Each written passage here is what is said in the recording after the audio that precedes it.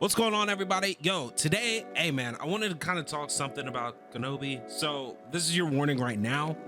If you haven't seen Kenobi already, where have you been?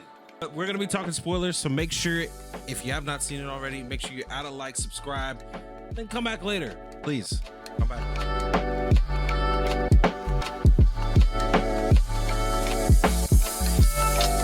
Now that we have the finale 2 to go off of, I really wanted to kind of point out, one of the main things I really came away from loving out of this show. There was obviously a lot of, weird parts. Reva beating Leia and the other lady through the hallway. Let's not talk about it. There's obviously a lot of things I do love from the show. Bond between Leia and Obi-Wan, awesome. I love it. Did we get a little bit too much, in my opinion? Just a little bit. Then obviously I love the flashbacks. I can't say enough about it.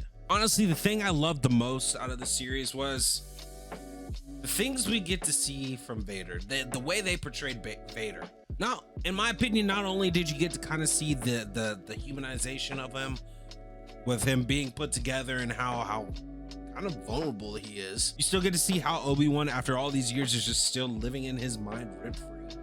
And that obviously his weakness is Obi-Wan. But on that other hand, man, you still get to see how much of a savage Vader is. And to me, that was the one thing I was hoping to make sure they got right, because I didn't want them to kind of dumb down Vader, and that would have kind of really stung, in my opinion, if they dumbed down Vader, because he's not supposed to be like that. He was still a savage. They do build up Reva to be just amazing, and that she's one step ahead of everybody. Always. She really does think she's got an upper hand on Vader, and Vader, in one instance, not only shuts her down, shows her that he knew all along. The fight between Reva and Vader showed how much of a ruthless savage he was, and that was one thing for me. I was really wondering how they were going to do that, and honestly, it was done great. And for me, that episode 2 is also one of the most character developments we get out of Reva in the whole entire series.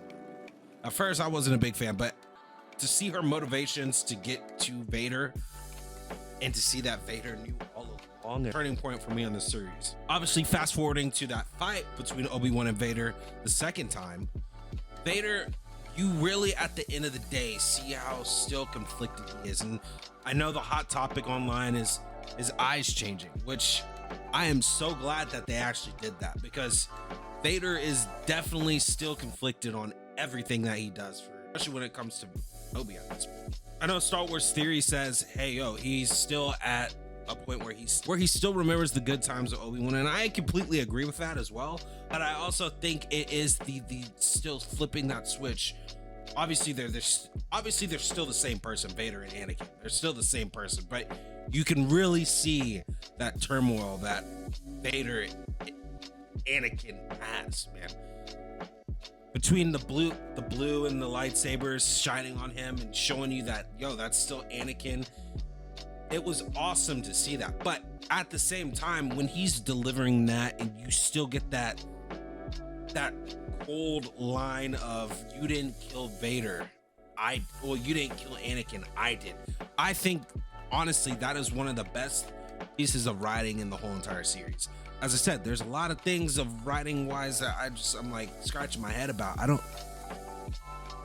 This alone for me is what I will still take from this show. It just sings louder than the rest of the show, in my opinion. And then again, on the Obi-Wan side, you see how heartbroken Obi-Wan is. And I think Obi-Wan's, Ewan McGregor's performance really pulls that heartstring to make what's going on with Vader even more impactful. Also, again, to see his eyes change, I think is one of the most perfect parts of that whole entire scene. Is it kind of odd that they left it in a spot where Obi-Wan could kill Vader? Yes, it is. But in that moment, bro, it's hard to also say, he would kill him.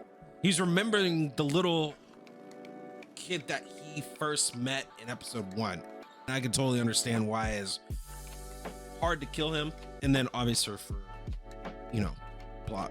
So imagine if they retconned that.